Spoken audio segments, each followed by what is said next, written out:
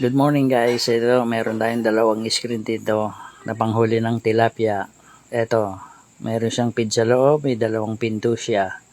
So later on, iuumang na natin dito sa malaking fish pan ang dalawang screen na ito para makahuli tayo ng mga tilapia.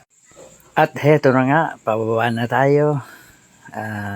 Iuumang na natin itong dalawang screen para makahuli ng tilapia. Isa sa bandang kanan at saka isa sa bandang kaliwa. Nandito tayo ngayon sa barangay San Jose, Guagua, Pampanga.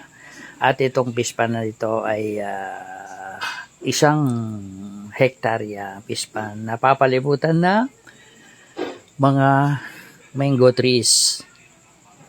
And maybe after 2 hours siguro. 2 hours later. And this is the moment of truth. After 2 hours, eto, babalikan na natin yung dalawang screen. Dito sa bandang kanan at dito sa bandang kaliwa. Ito sa bandang kaliwa, eto medyo okay na rin yung huli niya. And dito sa bandang kanan naman, uy, marami-rami. Thanks God. Marami-rami ng konti. Okay na rin. Ayan. And this is approximately mga 3 to 4 kilos ang mga nahuli nating tilapia. And okay na rin for one day. Thanks for watching guys, and God bless us all.